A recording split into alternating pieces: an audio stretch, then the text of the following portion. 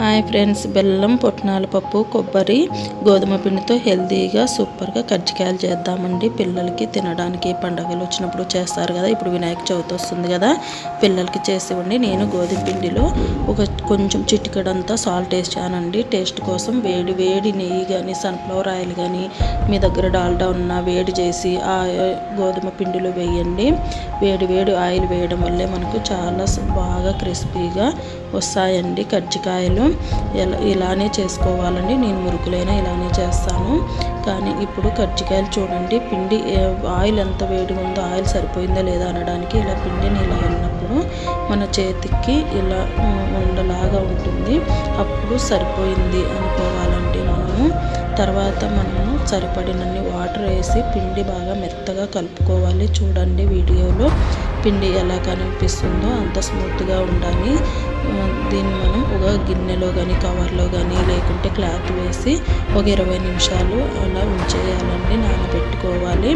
ఆ లోపు మనము అందులోకి కావాల్సిన పుట్నాల పప్పుతోటి తయారు చేసుకుందామండి పిండిని. ఒక కప్పు నేను బెల్లం తీసుకున్నాను, 2 కప్స్ పుట్నాల పప్పు తీసుకున్నానండి. అది ఇలానే నేను మిక్సీ పట్టేస్తాను. బెల్లం అంతా తురుముకున్నాను కదా, మెదిగిపోతుందండి. చూడండి వీడియోలో చూపించే విధంగానే నేను 2 కలిపి మిక్సీ పట్టేస్తాను. మెదిగిపోతుందండి, నాకైతే మెదిగిపోయింది. ఇలా మిక్సీ పట్టుకున్నది మొత్తం తీసి ఒక గిన్నెలో ఉంచుకొని మళ్ళీ కొంచెం వేసుకొని పెట్టుకోవాలి. తర్వాత యాలక్కాయలు కూడా అందులోనే వేసేయండి, ఒక 4-5 యాలక్కాయ కూడా వేస్తే చాలా టేస్టీ ఉంటుంది, స్మెల్ సూపర్గా ఉంటుంది. తర్వాత నేను 1/2 కప్పు కొబ్బరి కూడా తురుముకున్న కొబ్బరి తీసుకున్నానండి, వెండి కొబ్బరి. మీరు కావాలంటే పచ్చి కొబ్బరి కూడా తురుముకొని వేసుకోవచ్చు. నేనైతే వెండి కొబ్బరి వేసుకున్నాను, చాలా టేస్టీగా ఉంటుంది. అందువలన నేనైతే క్లాత్ కప్పుకున్నాను కదా, అది ఇప్పుడు మనము పూరీలాగా చేసుకొని కజ్జికాయ తయారు చేసుకుందాము. ఒకసారి చూసేయండి. ముందుగా కొంచెం పూరి అంత పిండి తీసుకొని నేను ఆయిల్తో రుద్దుకుంటున్నానండి. అది మనం ఆయిల్తో ఇలాగా పూరిలాగా చేసుకోవాలి, వీడియోలో చూపించే విధంగా. తర్వాత నా దగ్గర మనం కజ్జికాయలతో చేసుకొని చెక్క ఉంటుంది కదా, అది ప్లాస్టిక్. ఇది నా దగ్గర ఇది 10 రూపీస్ 20 రూపీస్ అయితే ఇస్తారండి. మనం ఎప్పుడో ఒకసారి కదా చేసుకునేది, ఇలాంటిది తెచ్చుకోండి, చాలా బాగా వస్తాయి, ఈజీగా అయిపోతుంది. 1 టేబుల్ స్పూను మనం చేసుకున్న పుట్నాల పప్పు పిండి వేద్దాము. తర్వాత గ్లాసులోకి మనము వాటర్ తీసుకుందామండి. వాటర్ ఎందుకంటే చూడండి వీడియోలో చూపించే విధంగా దాని చుట్టుకారము అలా ప్రతి ఒక్క కజ్జికాయకి కూడా మనం ఇలా తడి చేయాలి, లేకుంటే అవి ఆయిల్లో వేసినప్పుడు మొత్తం విడిగా అయిపోతుంది, మొత్తం ఆయిల్ అంతా పాడైపోతుంది. అందువలన వీడియోలో చూపించే విధంగా తడి చేయండి, అస్సలు వెళ్ళదు, చాలా బాగా వస్తాయి. ఇలా ప్రతి ఒక్క కజ్జికాయ చేసి పెట్టుకోండి.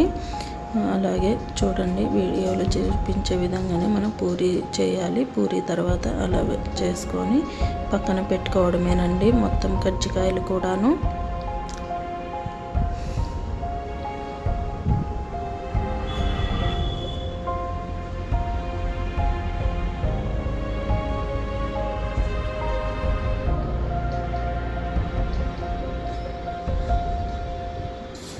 కొంచెం ఇవి చేయడానికి కొంచెం టైం పట్టచ్చు, కానీ మీరు రిస్క్ అనుకోకుండా కొంచెం ఇలా చేసి పెట్టండి. ఇప్పుడు వినాయక చవితి వస్తుంది కదా, చాలా బాగుంటాయి తినడానికి, పిల్లలు కూడా ఇష్టంగా తింటారండి.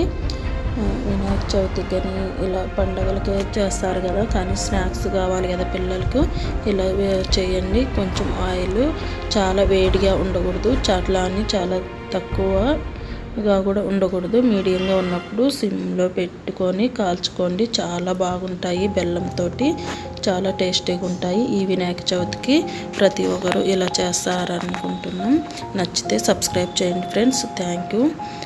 చాలా టేస్టీగా ఉంటాయి, ఒకసారి తయారు చేయండి. Thank you friends.